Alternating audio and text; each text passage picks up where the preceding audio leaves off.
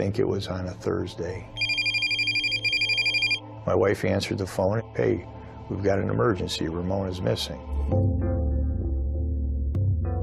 Just searching for my sister's car. Bad things were going through my mind. I start heading towards the RTA lot. Then out of the corner of my eye, there looks like a Camry. It was my sister's car. Your adrenaline's going. You don't really know what you're doing. I dialed 911. You have keys for this car? No. What if my sister's in the trunk of this car? Well, I ran back to the truck and I got a pipe wrench. Can't break the window. I reached into the trunk latch, just pulled up on that. Window! Okay, Greg. Window! She's in the trunk.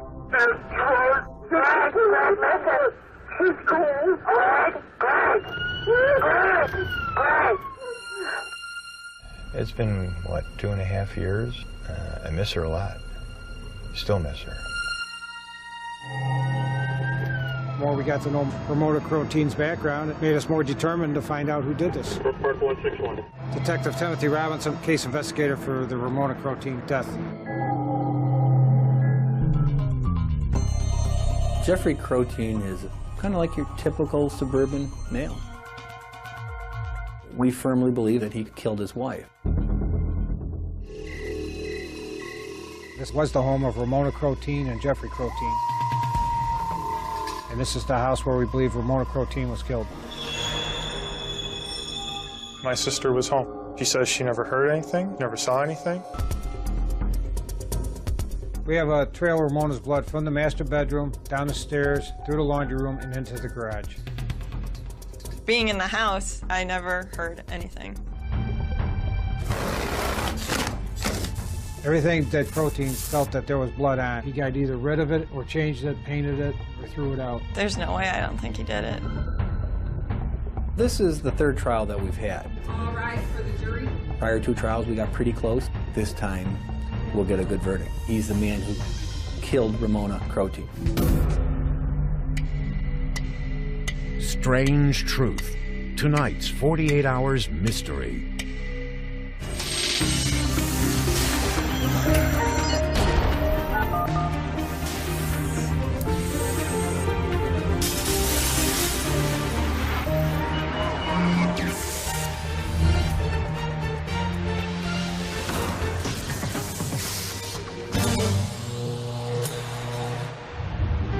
The mystery continues in 90 seconds.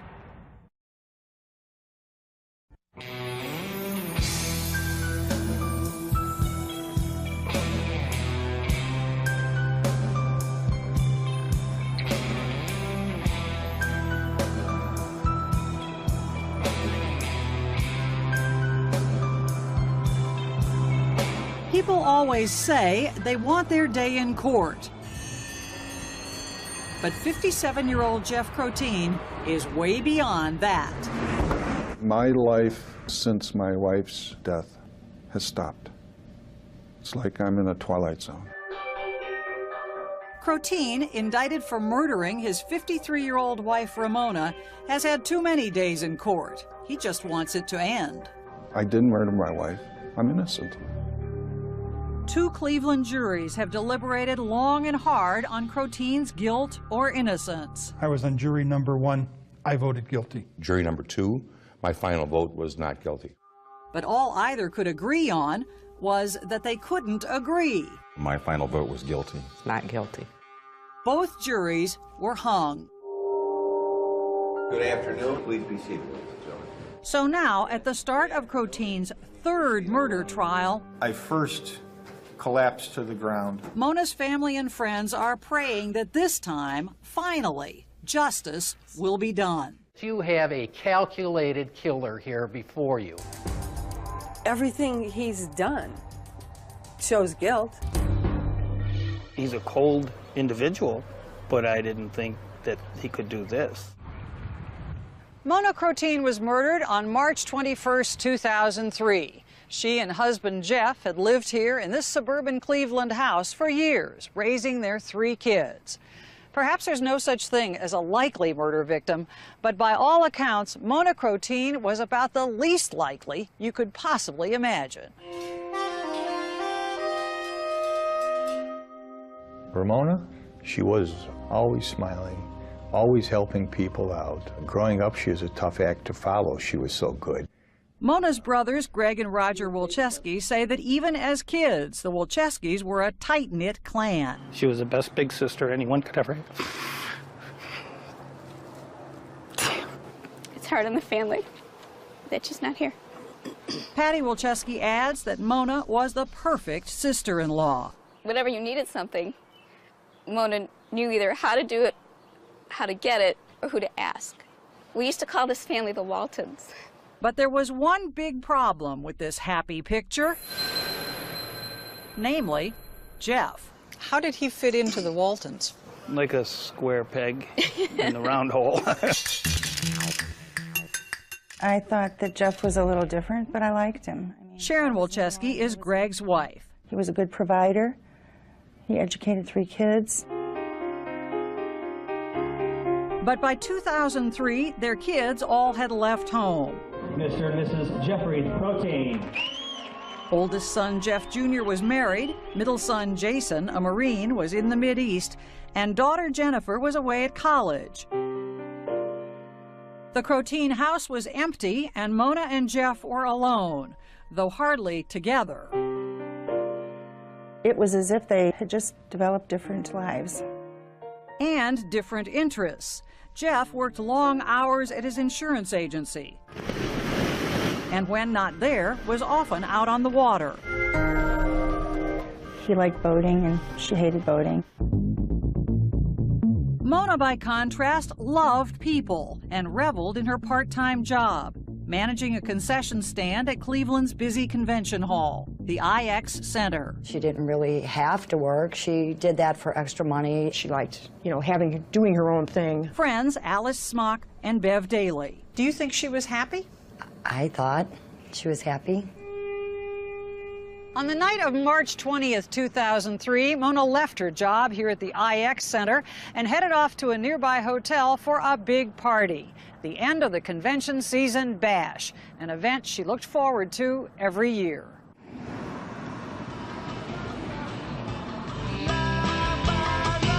If nobody was dancing, we got up, we started dancing. It was like, Mona, let's get them up there.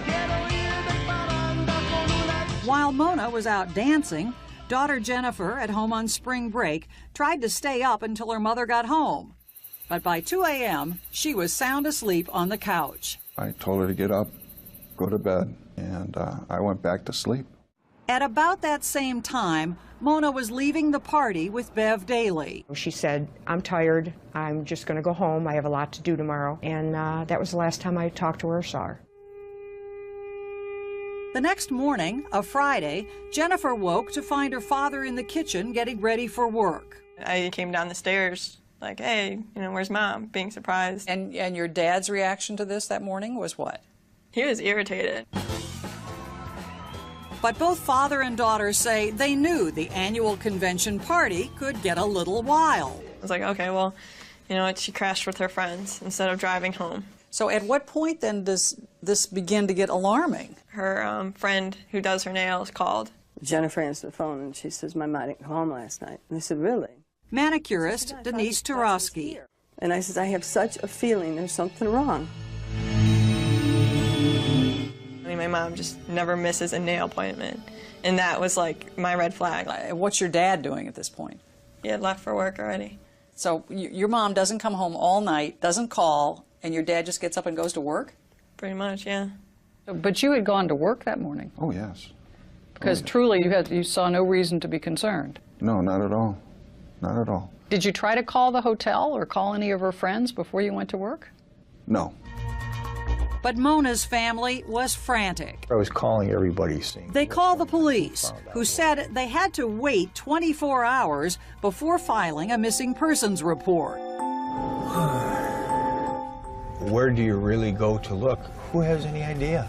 10:30 p.m. Greg had been out looking for Mona for hours when, incredibly, he discovered his sister's car. 911, what's emergency? My heart is pounding out of my chest. Please, send somebody out here to check out this car. The dispatcher said no. 24 hours still hadn't passed. It was at that point that Greg took matters into his own hands and made his terrible discovery. Okay, Greg. His sister, beaten and shot to death. It's been 2 years and I still can see it.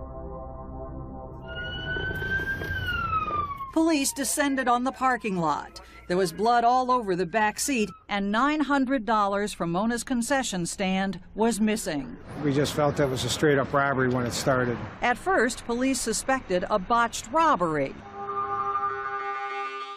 Until, that is, they began to get some strange reports about what was going on at the Krotine house. The painting of the bedroom, the getting rid of the carpeting. Why would somebody burn a headboard in your fireplace? It doesn't make common sense.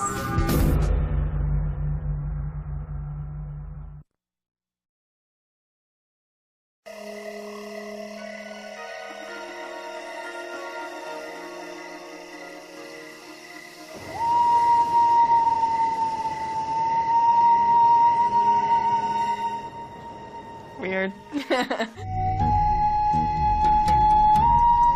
He's different. He's his own little character. From the moment Ramona Krotine was murdered, friends and family all told police the same thing. I always thought he was an odd duck. He's a flatline. Jeff Krotine is, well, different. Being different, I hope that never becomes a crime. A crime? Perhaps not. But his behavior certainly raised questions. Why weren't you out looking for your wife? Your family was out searching for her. While the Wilczewskis were out looking for Mona, Jeff was keeping a routine appointment with his accountant. What could I do? I knew people were out looking for her. How could you be so cold to conduct business as usual when your wife is missing? And police say odd things began happening the very night Mona's body was found. As far as you know, she didn't go to work Friday. No. When they first tried to interview Jeff. As the night wore on, his health seemed to deteriorate. Just got numb right here. His face was flushed, he looked ill. His sister-in-law, Patty, who's a nurse, began rubbing his back. I was really concerned that he was having a heart attack. Oh, man, I'm so stiff. Jeff spent the night in the hospital. Turned out he hadn't had a heart attack after all. But over the next few days, the police didn't bother him with more questions. At that point, we did believe there was a robbery. We did not believe that Ramona Krotine arrived home. After all, daughter Jennifer had been with her father in the house. If there was a gunshot so loud, I'd heard something, but I heard absolutely nothing that night. And Jennifer says she even was in her parents' bedroom the next morning. I was doing sit-ups on their floor and I was sitting on their bed. Nothing out of the ordinary. Nothing out of the ordinary. Didn't feel anything out of the ordinary, didn't see anything out of the ordinary. Jennifer provided her father with a rock-solid alibi. But still, people began to wonder. It just didn't jive with me. Mona's close friend, Denise Turowski. I actually said these words. Is it possible Jeff did it? And it wasn't long before the Wilczewskis were asking the same questions. On the weekend after we buried Mona, he wanted everything of hers out of the house. All of her clothing boxed up, curling irons, makeup, nail polish. And that didn't settle well with me at all. That really bothered me. Soon, even the detectives were focusing on Krotine. We started hearing the tidbits. We heard about the headboard, and it's like, wow, that's weird. What they heard was a jaw-dropping story that Krotine had taken a saw to the couple's wooden headboard and then burned it piece by piece in the downstairs fireplace. You were in the house when he did this? Yeah, I smelled it. He's burning something, and then I was like, it must be the headboard because I heard some chopping up there. But why would anyone do that? There was nobody in this world that was going to make love anywhere near that headboard. You're telling me that's why you burned the headboard in the fireplace? That's it. Basically, he refused to cooperate with the police. He never even asked us about his wife. The police were eager to talk to Jeff, but now, with a lawyer in tow, he no longer was talking to them. Never called us to see how the investigation's going. Didn't you want to know what was going on? I knew. My children would tell me in their communication with the police. The investigation dragged on until one day when police drove by Jeff's house and saw, of all things, carpet installers arriving. Starting to alter things here. He's changing carpet. We had heard he painted the bedrooms. We're going to check it out. We're curious now, too. They questioned the workmen. We learned that when they went into that bedroom, there was a 6-foot section, 4 foot by 6 foot, cut out and missing, carpet and padding. That's a big chunk of carpet. But as usual, Jeff can explain. I spilled a full bottle of Cavassier. He says that during a bout of heavy drinking after Mona's death, he knocked over a bottle of cognac and a candle, ruining the carpet. The smell of the Cavassier was just overpowering to me, and I just cut it up and threw it away. But Jeff wasn't domestic. He didn't care about carpeting. He wouldn't have cared if there was wax or cognac spilled on the rug. I just didn't, none of it was settling well. That piece of carpet never was found. But the cops did recover the rest and hustled it off to the crime lab. There was confirmatory tests. There were some spots found on the carpet for human blood. Further testing revealed that the blood, in fact, was Mona's, which convinced police that indeed she had come home the night she was murdered. They scrambled to get a search warrant. But in the meantime, Jeff Krotine hired a professional cleaning company to go through the house. A company with a snappy little slogan. Over 35 years of working to make fire and water damage like it never even happened. Why did you have this place cleaned by professional cleaners who normally come in after fires and floods? None of these things had happened in your house. They were people that I was very familiar with. I called them, and I had requested that they do a spring cleaning. So this was just a spring cleaning? Yeah.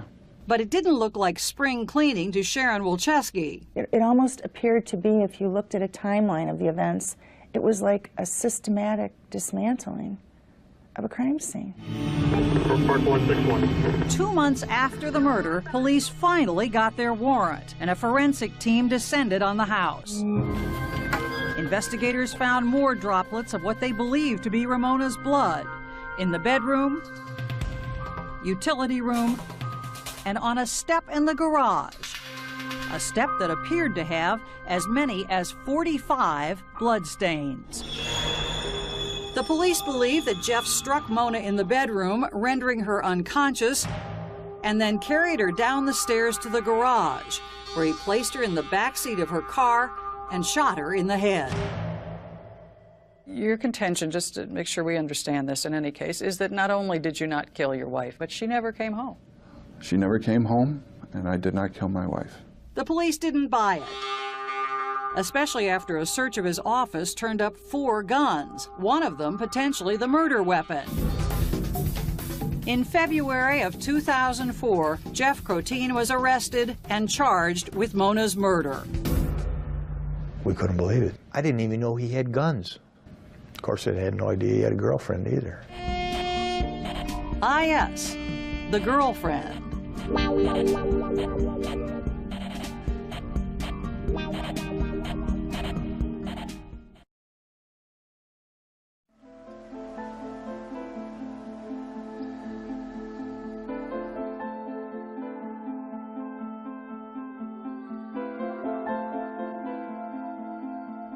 I had never had an affair. I had never broke a law, you know?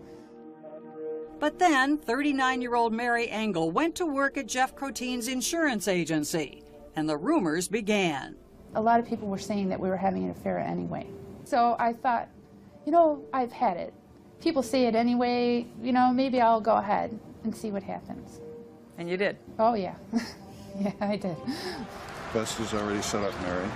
I like the big orange ones so they could see me.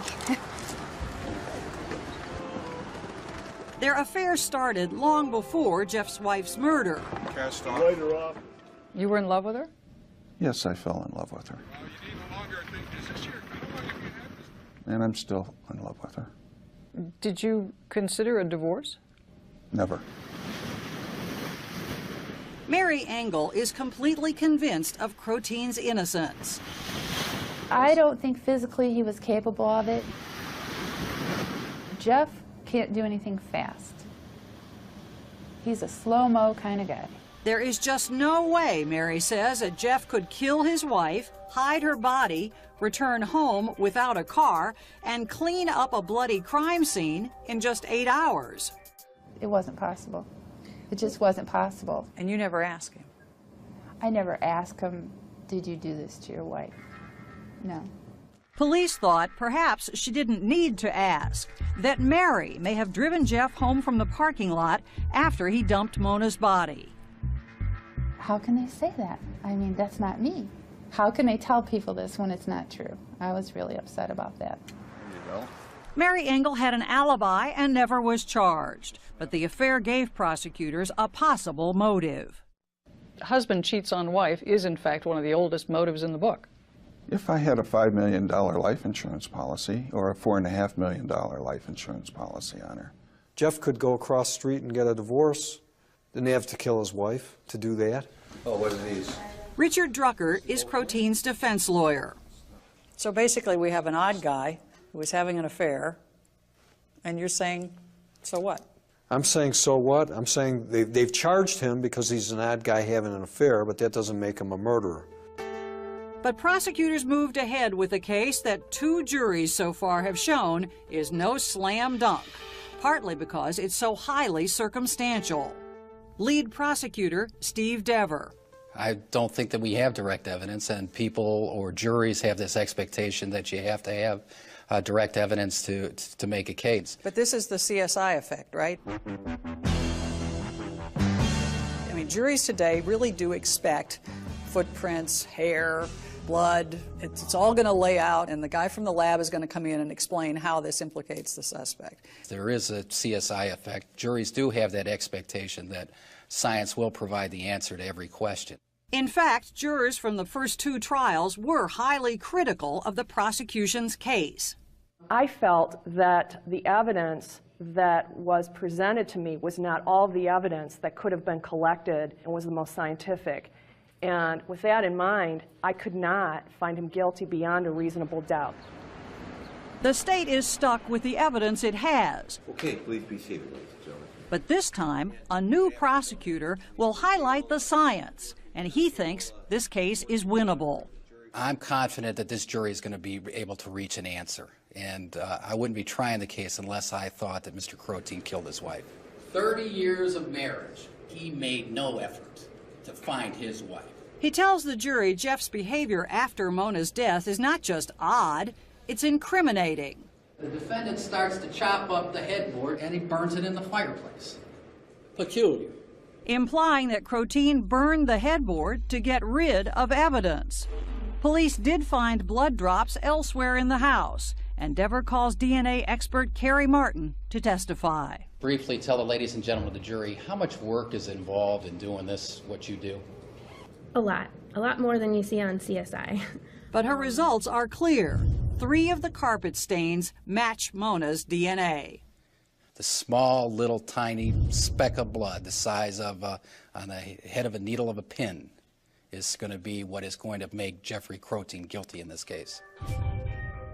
In what Dever insists is a blood trail, Mona's DNA also turns up in stains on the bedroom door jamb. What the forensic scientist said, it came from a spontaneous hit where blood shot out. and on a downstairs wall of the room leading to the garage. The DNA profile obtained from item 65 matches the DNA profile of Ramona Krotine. So what, says the defense attorney? Ramona lived in the house for 25 plus years. She might have bled, like all of us bleed in our own house. So the prosecution's contention that the blood evidence is scientific support for its case, you reject out of hand. Yeah, I think it's absurd. Especially since, as Martin testifies, those impressive 45 stains found on the garage step do not conclusively match Mona's DNA. And what about the gun police recovered from Krotine's office? Do we have a murder weapon here? Assistant District Attorney Anna Faralia. We have a gun. A gun, not necessarily the gun. It's a pretty close call for what was left of that murder bullet. Functions just fine. I checked the trigger pull. But the state's own witness, the expert who conducted ballistic tests on the gun, admits I could not be positive that the two bullets were fired from the same gun. without direct proof, prosecutors returned to Krotine's behavior, noting that even before Mona was buried, he was on the internet looking at pornography. And they even suggest he faked the apparent heart attack that sent him to the hospital the night her body was found. The nurse who treated him takes the stand. There was one time when I went to go into his room and he was actually doing some push-ups on the floor. I did not enter his room. I stood outside his room and then left the room. No push-ups. Why in the world would this woman say that? An opportunity to become involved. But she's lying. Yes. But neither push-ups nor porn prove Krotine killed his wife, says his attorney, who's about to tell the jury who he says really did.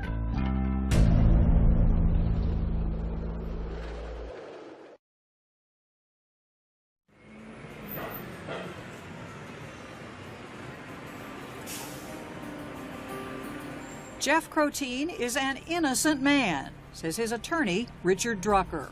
Jeff Krotine did not commit this crime. And if the Brook Park Police Department had done their job, today there might be another person sitting at that defense table.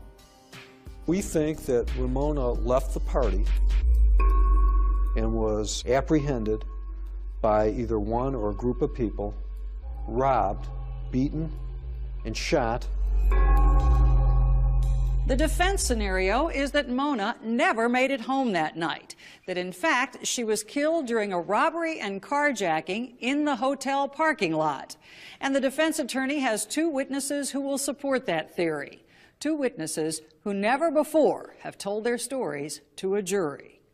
I had thought someone was possibly struggling with a suitcase trying to put it in the back seat. Mel Twining, a friend of Mona's, says he saw something strange in the parking lot after she'd left the party. At some point, you thought somebody might be doing something to a person, am I correct? After I found out Mona was missing, that it's a possibility that that could have been going on. Call the next witness. The other new witness is Paula Smith, also at the party, also a friend, and she says she heard a gunshot. I heard a bang. So this noise that you heard, you thought it was a gunshot. Is that correct? That's what I called it. Okay. Was there really a gunshot? Paula Smith had had more than a few drinks that night. How many did you have? It had been anywhere 6 to 7. Were you intoxicated? By the end of the evening, I probably was a little intoxicated. Then a third friend, Sue Ziegler, takes the stand The whole truth, nothing but the truth, so help you God. with an amazing new piece of information, saying someone left an eerie message on her cell phone voicemail. Take a moment. Just hours after the party ended. It was very faint. I do know it was a woman's voice. And it said, help me. Just the 2 words, that's it. If that voice is Mona's, then she was alive long after the prosecution insists Jeff Krotine killed her.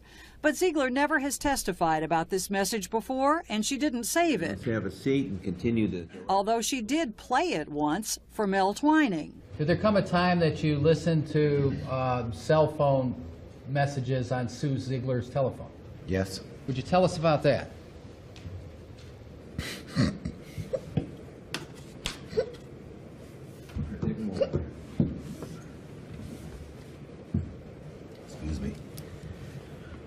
was somebody crying for help.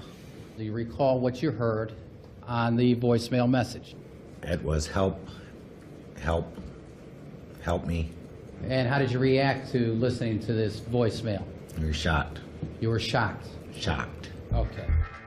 Shocked, too, is Detective Tim Robinson, This is unbelievable. Where'd this come from? who says neither Ziegler nor Twining ever mentioned the call to police. Well, Mel Twining then should have said something because he never said nothing. Sue Sigler's never said nothing. We at Brook Park never heard of that call. Was that Ramona Krotine? No, I believe Ramona Krotine was already dead at that time. After hearing testimony about the call, Krotine says he only wishes he had heard that message. I don't know if it was Mona's voice or not. I'll never be able to tell. I wish I had been there to hear it. And if it was Mona's voice, I wish I would have been able to do something to help her. Prosecutors insist Krotine did hear Mona's last words just before he knocked her unconscious in their bedroom. But if that's so, why did Jennifer Krotine not hear something? She was sleeping just a dozen feet away. Through the course of the night, did you awake at any time? No. Did you get up to use the bathroom? No. Were you startled in any way? No. At any time through the course of that sleep, did you hear anything? No.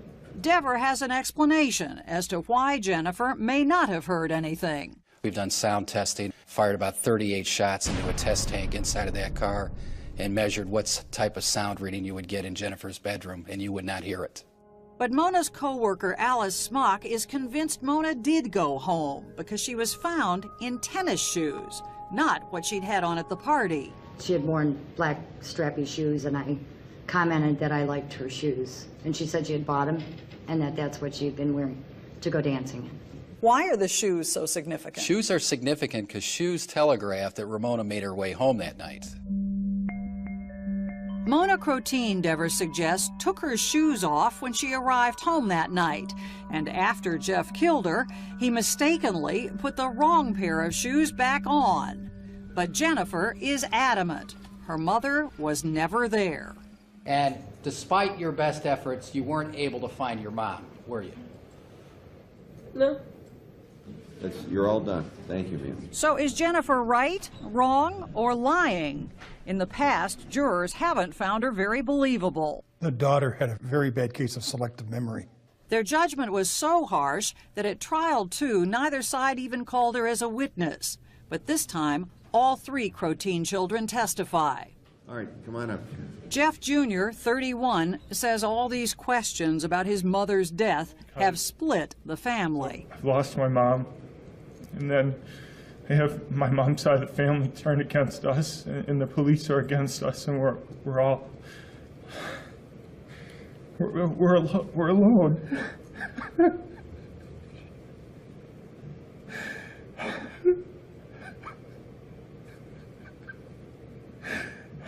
Jeff's youngest son, Jason, a former Marine, tells about getting news of his mother's death while in Iraq. Could you explain to the jury how you were feeling and what you were going through at that time?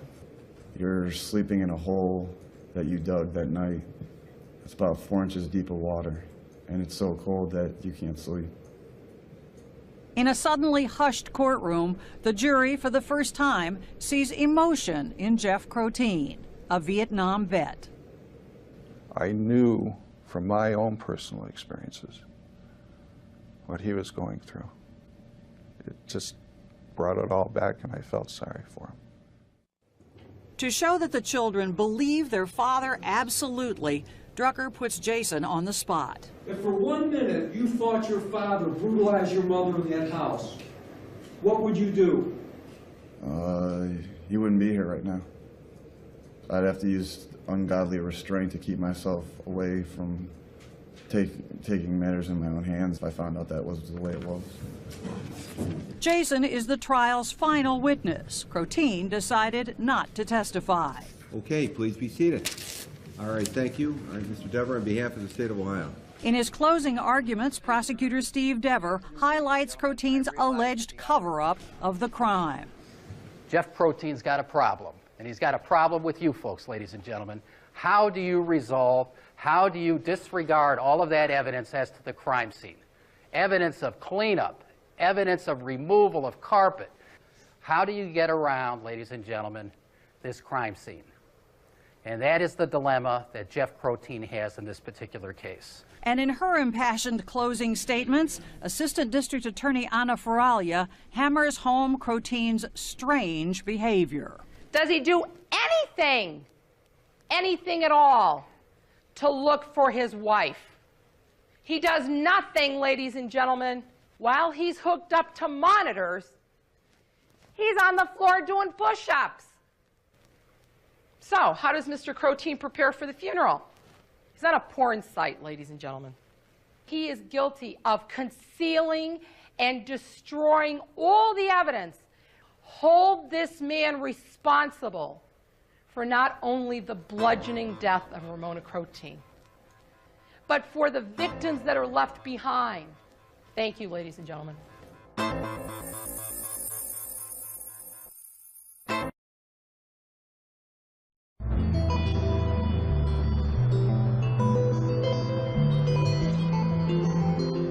She's always in the back of my head. She's always with me. Jeff Krotine says he's never stopped praying for his wife, Mona. Ladies and gentlemen, this case is now in your hands for a verdict. As the jury began deliberating, he also may have been praying for himself. I just don't know, but it's in God's hands. Praying that the third time's the charm. That after 2 hung juries, this one finally comes to a verdict, a not guilty verdict. Well, what is it most that you want them to understand about you? That I didn't murder my wife. The days tick by. Jeff stays positive. I'm 99% optimistic. Then, midway through day 5, word of a verdict. All right, we're back in session here. If this defendant is anxious, it sure doesn't show. Case number 447-950, State of Ohio versus Jeffrey Krotine. Docket already stated, count 1, murder. We, the jury in this case, being duly impaneled and sworn, do find the defendant Jeffrey Krotine not guilty of murder of Ramona Krotine. It's signed by all 12 members of the jury. Acquitted of murdering his wife, Jeff Krotine is a free man. Local reporters who have lived with this story through 3 trials, This is a mini OJ trial, are clearly astonished at the verdict. What do you think of the people who think you got away with murder?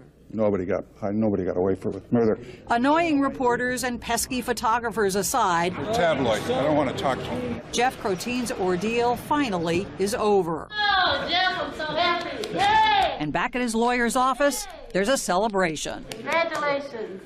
Innocent man. Justice was not served with that verdict. Prosecutor Steve Dever. I apologize to the family. We gave it our best effort, but the jury had some reasonable doubt. We're still an entire family in shock over the verdict.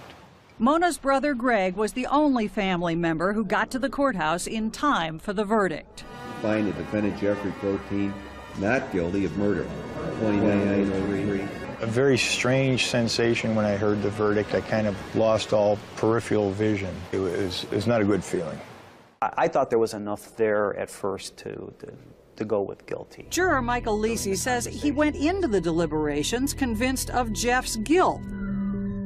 But then he began having doubts. Lisi says the jury gave a lot of weight to the testimony of Jennifer Krotine. There's no question in your mind that your mother did not come home that night. That's correct. Did Ramona make it home? We don't even know if she made it home. So what exactly do you think happened? I think he did it. I think he did it. And he's not the only one. After the verdict, 10 of the 12 jurors who had just found Jeff Krotine not guilty told the judge that in their heart of hearts, they thought he probably did kill his wife. But with no direct evidence, they just couldn't vote to convict. Despite the verdict, do you feel like you're still under some sort of cloud of suspicion? There will always be people out there that will never be fully convinced until the murderer of my wife, Ramona, is caught. He has to live with what the truth is. I firmly believe that Jeffrey Krotine killed his wife. These days, Jeff, no longer an insurance agent, lives in what once was his office. Watch your feet. What do you most want to do with the rest of your life? Go sailing. They're together quite often. And Mary Engel is still a big part of his life. And I'm still in love with her. But that relationship has shattered his relationship with his own children, who only rarely speak to their father. We stood behind him because we thought he was being falsely accused, but now it's just, you know, he cheated on our mother. It's over. And as long as Mona's relatives insist Jeff is guilty, the Krotine kids want nothing to do with them. Can you see a day when you might reconcile with them? I don't care if it takes 20 years. I'll still wait for him. I will still wait for the kids. I feel terrible, carry a lot of sorrow in me, but I could not imagine what the kids are going through. And of course, the worst injustice of all. She was so looking forward to Jennifer turning 21, and she couldn't wait to have a grandchild.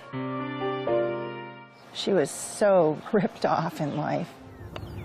But Greg consoles himself by remembering all the things that were so special about his sister, Mona. Smiling. Just a big smile on her face, dancing. That's how I will remember her. Yeah. Great older sister.